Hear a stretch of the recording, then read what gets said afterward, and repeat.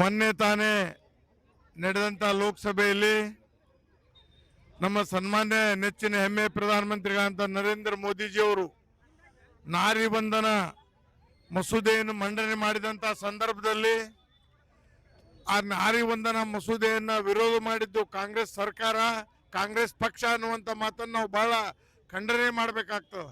ಯಾಕಂದ್ರೆ ಇವತ್ತು ಮಹಿಳೆಯರಿಗೆ ಸಿಗಬೇಕಾದ ಹಕ್ಕನ್ನ ಕಸಿದುಕೊಳ್ಳುವುದರ ಮುಖಾಂತರ ಏನಾದರೂ ಇವತ್ತು ಕೆಟ್ಟ ಕೆಲಸವನ್ನು ಮಹಿಳೆಯರಿಗೆ ಮತ್ತು ವಿಶೇಷವಾಗಿ ಮಹಿಳೆಯರಿಗೆ ಅನ್ಯಾಯ ಮಾಡಿದಂಥ ಪಕ್ಷ ಅಂದ್ರೆ ಕಾಂಗ್ರೆಸ್ ಪಕ್ಷ ಅನ್ನುವಂಥ ಮಾತನ್ನ ನಾವು ಖಂಡನೆ ಮಾಡುವುದರ ಮುಖಾಂತರ ಇವತ್ತು ನಮ್ಮ ಮಹಿಳಾ ಘಟಕದ ವತಿಯಿಂದ CBS ಸರ್ಕಲ್ನಿಂದ ಇಲ್ಲಿ ತನಕ ಗಾಂಧಿ ಸರ್ಕಲ್ ಪಾದಯಾತ್ರೆ ಮುಖಾಂತರ ಅದನ್ನು ಖಂಡನೆ ಮಾಡಿದ್ದಾರೆ.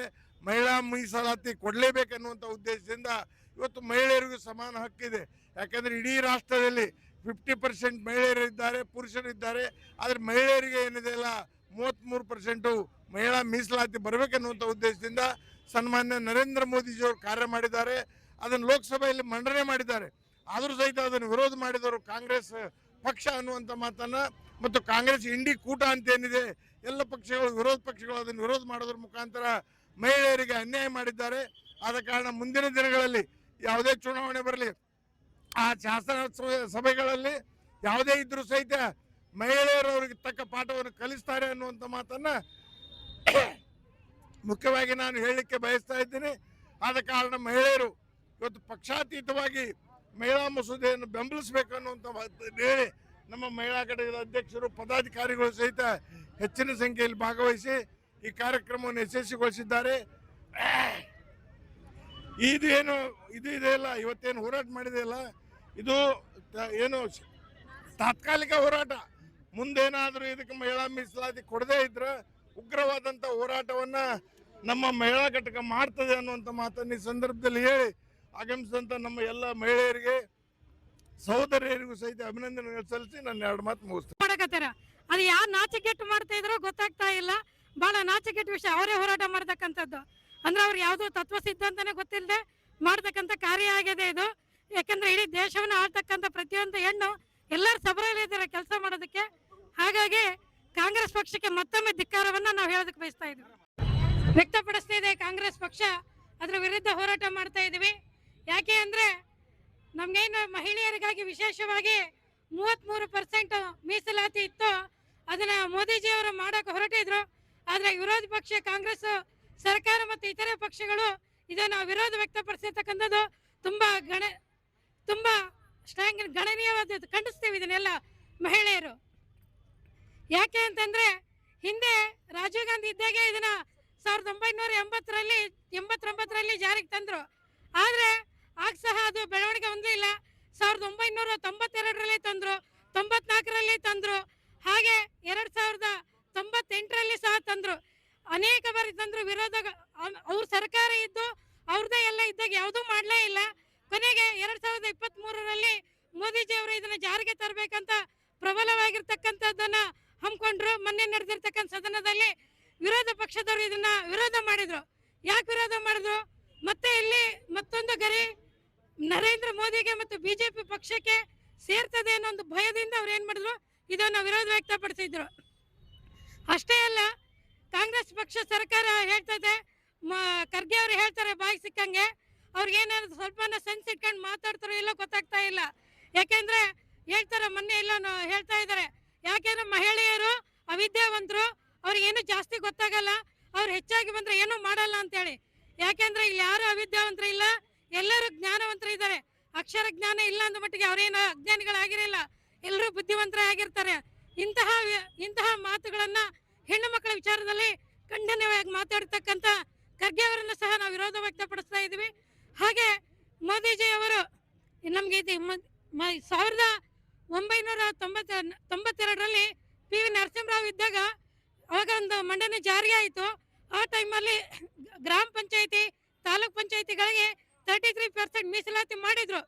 ಆದ್ರೂ ಕರ್ನಾಟಕದಲ್ಲಿ ಯಡಿಯೂರಪ್ಪಜಿ ಅವರು ಇದ್ದಾಗ 50% ಮೀಸಲಾತಿ ಮಾಡಿರ್ತಕ್ಕಂಥ ಪಕ್ಷ ಮತ್ತು ವ್ಯಕ್ತಿ ಯಾರಾದ್ರೂ ಇದ್ರೆ ಅದು ಬಿಜೆಪಿ ಪಕ್ಷ ಅಂತ ಹೇಳೋದಕ್ಕೆ ಬಯಸ್ತಾ ಇದ್ದೀನಿ. ಹಾಗೆ ಯಡಿಯೂರಪ್ಪಜಿ ಅವರು ಮಾಡಿರ್ತಕ್ಕಂಥದ್ದು ಸುಮಾರು ಗ್ರಾಮ ಪಂಚಾಯತಿ, ತಾಲೂಕ್ ಪಂಚಾಯತಿಗಳಲ್ಲಿ 50% ಮೀಸಲಾತಿಯನ್ನು ಜಾರಿಗೆ ತಂದಿರ್ತಕ್ಕಂಥದ್ದು. ಅದೇ ರೀತಿ ಈಗ 33% ಜಾರಿಗೆ ತರಬೇಕಂದ್ರೆ ಇದನ್ನ ವಿರೋಧ ವ್ಯಕ್ತಪಡಿಸ್ತಾ ಇದ್ರೆ ಇಲ್ಲಿ ಎಲ್ಲ ಹೆಣ್ಣು ಮಕ್ಕಳನ್ನ ತೊಳೆಯುವಂತ ಕೆಲಸ ಮಾಡ್ತಾ ಇದೆ. ಯಾಕೆಂದ್ರೆ ಸುಮಾರು 48% ಮತದಾನ ಮಾಡಿರ್ತಕ್ಕಂಥ ಹಕ್ಕು ಹೆಣ್ಣು ಮಕ್ಕಳಿಗೆ ಇದೆ. ನಾವೇನ್ ಸರ್ವೆ ಮಾಡಿದಾಗ 49% ಗಂಡು ಮಕ್ಕಳಿದ್ರೆ 48% ಹೆಣ್ಣು ಮಕ್ಕಳಿದ್ರೆ ಅಂದ್ರೆ ಸರಿಸಮಾನವಾಗಿರ್ತಕ್ಕಂಥ ಹೆಣ್ಣು ಮಕ್ಕಳಿಗೆ ಇಂದು ಮತ ಚಲಾಯಿಸ್ತಾ ಇದ್ರೆ ಅವರನ್ನ ಇವತ್ತೇನ್ ಮಾಡ್ತಾ ಇದೀವಿ, ವಿಧಾನಸಭೆ ಮತ್ತು ವಿಧಾನ ಪರಿಷತ್ತಲ್ಲಿ ಕೂಡಿಸಲಾರದೆ ಕಾಂಗ್ರೆಸ್ ತುಂಬಾ ವಿರೋಧ ವ್ಯಕ್ತಪಡಿಸಿದೆ. ಹಾಗಾಗಿ ಆ ಪಕ್ಷ ಮತ್ತೆ ಆ ಪಕ್ಷದ ವಿರುದ್ಧ ನಾವೆಲ್ಲರೂ ಖಂಡನೆ ಮಾಡ್ತಾ ಇದೀವಿ. ಹಾಗೆ ಮೋದಿಜಿಯವರು ಇದನ್ನ ತ್ವರಿತಗತಿಯಲ್ಲಿ ಮತ್ತೊಮ್ಮೆ ಪರಿಶೀಲನೆ ಮಾಡಿ 33% ಜಾರಿಗೆ ತರಬೇಕಂತ ಹೇಳಿ ನಾವೆಲ್ಲ ಆಗ್ರಹಿಸಲಿಕ್ಕೆ ಬಯಸ್ತಾ ಇದೀವಿ. ಭಲೋ ಭಾರತ್ ಮಾತಾ ಕಿ, ಭಲೋ ಭಾರತ್ ಮಾತಾ ಕಿ.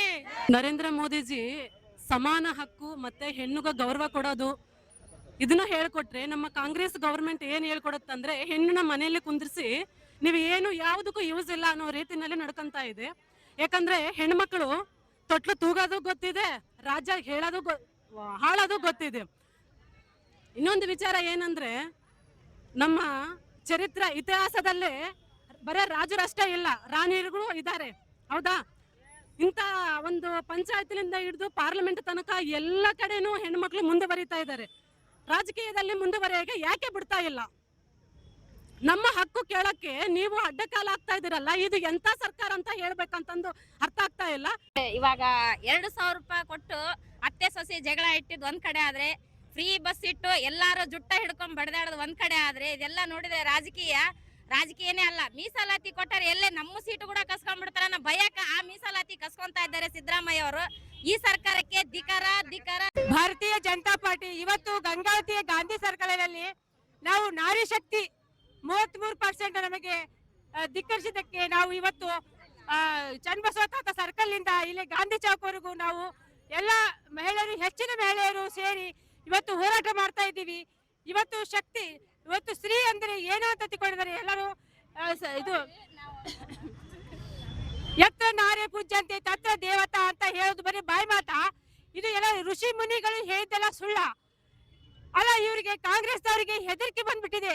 ನಾರಿ ಶಕ್ತಿ ತುಂಬಾ ಶಕ್ತಿವಂತ ಆಗಿದೆ, ನಮಗೆಲ್ಲ ಮೂಲೆ ಗುಂಪು ಮಾಡ್ತಾರೆ ಅಂತ ಅದಕ್ಕೆ ಇವರು 2,000 ಕೊಟ್ಟು ನಮಗೆ ಇನ್ನು ತಪ್ಪಿಗಿರಕ್ಕೆ ಹೇಳ್ತಾ ಇದ್ದಾರೆ. ಮತ್ತು ಬಸ್ಸಿಗೆ ಎಲ್ಲ ಸವಲತ್ತು ಕೊಟ್ಟು ನಮಗೆ ಇನ್ನು ಮೂಲೆ ಗುಂಪು ಮಾಡ್ತಾ ಇದ್ದಾರೆ. ಅದಕ್ಕೆ ಈ ಸವಲತ್ತನ್ನು ಕೊಟ್ಟಿದ್ದಾರೆ ಅಂತ ಇವತ್ತು ನಾನು ಹೇಳ್ತಾ ಇದ್ದೀನಿ. ಅದಕ್ಕೆ ಅಲ್ಲ, ಈಗ ಮಹಿಳೆ ಸುಮ್ನಿದ್ರೆ ತುಂಬಾ ಶಾಂತವಾಗಿರುತ್ತೆ. ಅದು ಸ್ವಲ್ಪ ಕೆದಕಿದ್ದೀರಾ. ಈಗ ಮುಂದಿಂದು ಇದೆ ನಿಮಗೆ ಮಾರಿ ಹಬ್ಬ ಅಂತ ನಾ ಇವತ್ತು ಹೇಳಕ್ಕೆ ನಾನು ಇಷ್ಟಪಡ್ತೀನಿ. ಬಲೋ ಭಾರತ್ ಮಾತಾ. ನಾರಿ ಶಕ್ತಿ ವಂದನ್ ಅಧಿನಿಯಮವನ್ನು ತಡೆಗಟ್ಟಿರುವಂತಹ ಕಾಂಗ್ರೆಸ್ ಸರ್ಕಾರಕ್ಕೆ ನಾನು ಮೊದಲನೇದಾಗಿ ಧಿಕ್ಕಾರವನ್ನು ಹೇಳುತ್ತೇನೆ.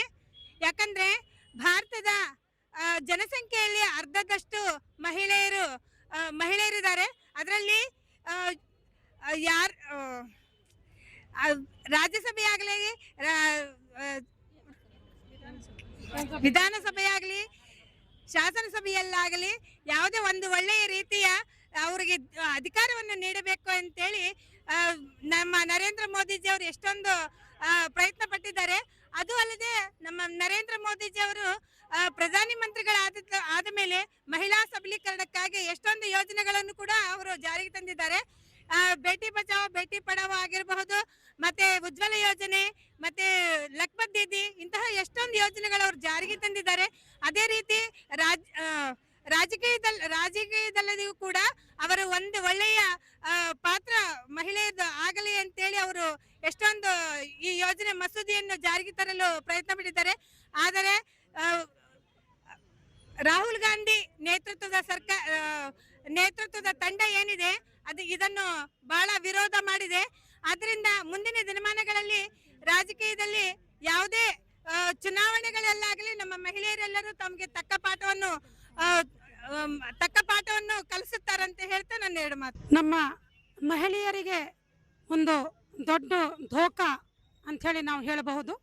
ಯಾಕೆ ಅಂತ ಹೇಳಿದ್ರೆ ಇತ್ತೀಚೆಗೆ ನಮಗೆ ಆಗಿರ್ತಕ್ಕಂತಹ 33% ಏನು ಇದಿದೆ ನಮ್ಮ ಸಲುವಾಗಿ ಅಂತ ಸಂರಕ್ಷಿಸಲಾಗಿದ್ದ ಒಂದು ಬಿಲ್ಲನ್ನು ಕಾಂಗ್ರೆಸ್ದವರು ಅದನ್ನು ವಿರೋಧಿಸಿ, ಯಾಕೆ ಅಂತ ಹೇಳಿದ್ರೆ ನಮ್ಮಲ್ಲಿ ವಿಧಾನಸಭೆ ಆಗಲಿ, ವಿಧಾನ ಪರಿಷತ್ ಆಗಲಿ, ಲೋಕಸಭಾ ಆಗಲಿ, ರಾಜ್ಯಸಭಾ ಆಗಲಿ, ಎಲ್ಲ ಕಡೆಗೂ ಎಲ್ಲರೂ ಒಂದು ಒಳ್ಳೆಯದನ್ನು ವಿಚಾರವನ್ನು ನಡೆಯುವಾಗ ಎಲ್ಲರೂ ಸಹಕಾರ ಬೇಕು. ಓಟ್ ಬೇಕು ಅಂದಾಗ ಮಹಿಳೆಯರ ಕಡೆಗೆ ಬಂದು ಮಹಿಳೆಯರಿಗೆ ಅವ್ರಿಗೆಲ್ಲ ರೀತಿಯಿಂದ ಒಂದು ಆಸೆಯನ್ನು ತೋರಿಸಿ ಎಲ್ಲರೂ ಓಟನ್ನು ತೆಗೆದುಕೊಳ್ತಾರೆ.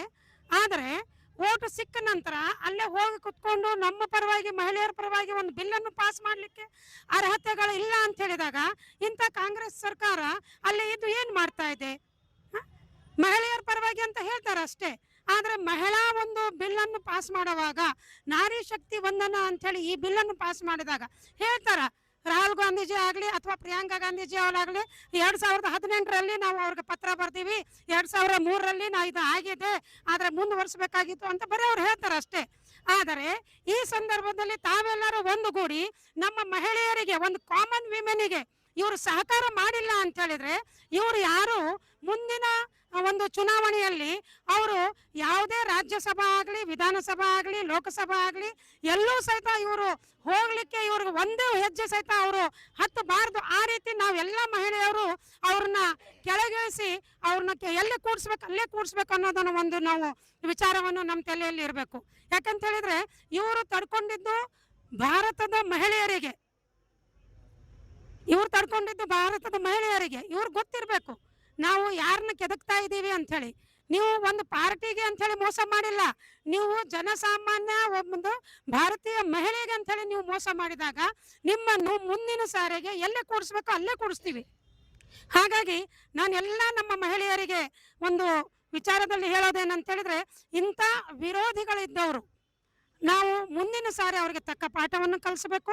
ನಮ್ಮ ನಾರಿಯರಿಗೆ ಏನು ಬೇಕು, ನಮ್ಮ ಸ್ತ್ರೀಯರಿಗೆ ಎಷ್ಟು ಹಕ್ಕು ಬೇಕು ಅದು ಹಕ್ಕು ನಮಗೆ ಕೊಡಲೇಬೇಕು ಅಂಥೇಳಿ ನಾನು ಈ ಮೂಲಕ ಕೇಳ್ಕೊತಾ ಇದ್ದೀನಿ. ಧನ್ಯವಾದ. ಎಲ್ರಿಗೂ ನಮಸ್ಕಾರ. ಈ ನಾರಿ ಶಕ್ತಿ 33% ನಮಗ ಕೊಡ್ಲಾರ್ದು ಬಹಳ ಅನ್ಯಾಯ ಆಗೈತಿ. ಯಾಕೆ ನಾವು 50%ಗೆ ಹೋರಾಟ 33% ಕೊಡ್ಲಾರ್ದ 50% ಏನ್ ಕೊಡ್ತಾರ ಅನ್ನೋದೊಂದು ಇದು ಆಗತ್ತೆ. ಆದ್ರ ವೋಟ್ ಬ್ಯಾಂಕಿಂಗ್ ಮಾಡಿ ನಮ್ಮನ್ನ ಮಹಿಳೆಯರನ್ನ ಬಳಸ್ಕೊಂತಾರ ಅಷ್ಟೇ. 2000 ಕೊಟ್ಟು ಮಹಿಳೆಯರನ್ನ ಮುಗ್ಲು ಮಾಡೋದಲ್ಲ. ಮಹಿಳೆಯರು ಎಲ್ಲಾ ರಂಗದಲ್ಲಿ ಅದಾರ. ಯಾಕ ನೀವು ಕಾಂಗ್ರೆಸ್ ಪಕ್ಷದಲ್ಲಿ ಸೋನಿಯಾ ಗಾಂಧಿ ಇಲ್ವಾ? ಇಂದಿರಾ ಗಾಂಧಿ ಅವರು ರಾಜಕೀಯ ಮಾಡಿಲ್ವಾ? ಮತ್ತೆ ಪ್ರಿಯಾಂಕಾ ಗಾಂಧಿ ಅವರು ರಾಜಕೀಯ ನಾವು ಮಾಡ್ತೀವಿ. ನಮಗೇನ್ ರಾಜಕೀಯ ಬರಲ್ಲ. ಇಷ್ಟು ಮನೆ ಮಾಟ ಬಿಟ್ಟು ಎಲ್ಲಾ ರಂಗದಲ್ಲಿ ಮಹಿಳೆಯರಿದಾರೆ. ಪೈಲಟ್ ಮಹಿಳೆಯರಿದ್ದಾರೆ, ಪೊಲೀಸ್ ಡಿಪಾರ್ಟ್ಮೆಂಟ್ ಅಲ್ಲಿ ಮಹಿಳೆಯರ, ರಾಜಕೀಯ ರಂಗದಲ್ಲಿ ವೈದ್ಯಕರು ಇದ್ದಾರೆ. ರಾಜಕೀಯದಲ್ಲಿ ನಮ್ಮ ಮೋದಿಜಿ ಅವರ ಕನಸು ಗ್ರಾಮ ಪಂಚಾಯತಿಯಲ್ಲಿ ಮಹಿಳೆಯರನ್ನ ನೋಡ್ಬೇಕು ಅನ್ಕೊಂಡ್ರು, ವಿಧಾನಸೌಧದಲ್ಲಿ ಮಹಿಳೆಯರು ನೋಡ್ಕೋಬೇಕು ಅನ್ಕೊಂಡ್ರು, ಕೇಂದ್ರ ಸರ್ಕಾರದಲ್ಲಿ ಮಹಿಳೆಯರನ್ನ ನೋಡ್ಕೋಬೇಕಂತ ಆಸೆ ಪಟ್ಟದ್ದು ತಪ್ಪಲ್ಲ. ಆದ್ರೆ ಆಸೆಕ್ಕೆ ನೀರೆರ್ಸಿದಿರಾ. ಇದು ಸಣ್ಣ ಹೋರಾಟ ಅಲ್ಲ, ಇನ್ನು ಉಗ್ರ ಹೋರಾಟನ ಕೈಗೊಳ್ಕಂತ ಇಲ್ಲಿ ಹೆಣ್ಮಕ್ಳು ಕೈ ಬಿಡಲ್ಲ. ಇನ್ನು ತಕ್ಕ ಪಾಠ ಕಲಿಸ್ಬೇಕಂದ್ರೆ ಎಲೆಕ್ಷನ್ ಟೈಮ್ ಅಲ್ಲಿ ಕೂಡ ನಾವು ಇದ್ರ ವಿರುದ್ಧ ಹೋರಾಟ ಮಾಡ್ತೀವಿ. ಇನ್ನೂ ಹೆಚ್ಚಿನ ಸಂಖ್ಯೆಯಲ್ಲಿ ಮಹಿಳೆಯರು ಸೇರಿ ಹೋರಾಟ ಮಾಡ್ತೀವಿ. ಬೂತ್ ಮಟ್ಟದವರೆಗೂ ಇನ್ನು ರೆಡಿ ಆಗುತ್ತೆ. ಇಷ್ಟೇ ಸಂಖ್ಯೆ ಅಲ್ಲ, ಒಬ್ಬೊಬ್ರು ಮಹಿಳಾ ಶಕ್ತಿ 1000 ಸಂಖ್ಯೆಯಲ್ಲಿ ಬಲ ಇದೆ. ಆದ್ರೆ ನಾವು ಅವ್ರ ಮಹಿಳೆಯರನ್ನ ಹಿಂದಕ್ಕೆ ದಬ್ಬೋದು ಅದು ಸರಿಯಲ್ಲ. ಮಹಿಳೆಯರು ತೊಟ್ಟಿಲ ತೂಗುವ ಕೈ ಜಗತ್ತನ್ನೇ ಆಳುತ್ತದೆ ಅಂತ ಹೇಳ್ತಾರೆ. ಆದ್ರ ಬರೀ ಯಾಕ ನಾರಿಗೆ ಒಂದು ದುರ್ಗಾ ಮಾತೆ ಅಂತಾನೆ ಹೆಸರಿಟ್ಟಾರ. ಆದ್ರೆ ದುರ್ಗಾ ಶಕ್ತಿ, ದುರ್ಗಾ ಅವತಾರ ತಾಳಿದ್ರೆ ಎಲ್ಲಿ ಉಳಿಯಲ್ಲ ಅಂತ ನಾನು ಹೇಳ್ತೀನಿ. ಆದ್ರೆ ಹೆಚ್ಚಿನ ಮಹಿಳೆಯರನ್ನ ಗುರ್ತಿಸಿದ ಏಕೈಕ ಪಕ್ಷ ಅಂದ್ರೆ ಬಿಜೆಪಿ ಪಕ್ಷ ಮಾತ್ರ ಅನ್ನಕ್ಕೆ ಹೇಳಕ್ ಇಷ್ಟಪಡ್ತೀನಿ. ಕಾಂಗ್ರೆಸ್ ಸರ್ಕಾರದಲ್ಲಿ ವೋಟ್ ಬ್ಯಾಂಕಿಗೆ ಅಷ್ಟ ಮಹಿಳೆಯರನ್ನ ಬಳಸ್ಕೊಂಡು ಮನೆಗೆ ಕುಂದಿರ್ಸ್ಕೊಂಡ್ರೆ ಆಗಲ್ಲ. ಹೆಚ್ಚಿನ ಸಂಖ್ಯೆಯಲ್ಲಿ ಇದನ್ನ 33% ಜಾರಿಗೆ ಆಗ್ಲೇಬೇಕಂತಂದ್ರೆ ತಮ್ಮೆಲ್ಲರ ಮೂಲಕ ಕೇಳ್ಕೊಂತೀನಿ. ಇನ್ನೂ ಹೆಚ್ಚಿನ ಮಟ್ಟದಲ್ಲಿ ಉಗ್ರ ಹೋರಾಟಗಳನ್ನು ಕೈಗೊಳ್ಕೊಂತೀವಿ ಅಂತ ಹೇಳಿ 100% ನಮ್ಮ ಮೋದಿಜಿ ಅವರು 33% ತಂದೆ ತರ್ತೀವಿ. ತರೋತನ ಮೋದಿಜಿ ಅವರಿಗೆ ಕೈ ಜೋಡಿಸ್ತೀವಿ ಅಂತ ಹೇಳ್ತಾ ನನ್ನ ಮಾತುಗಳನ್ನು ಮುಗಿಸ್ತೀನಿ.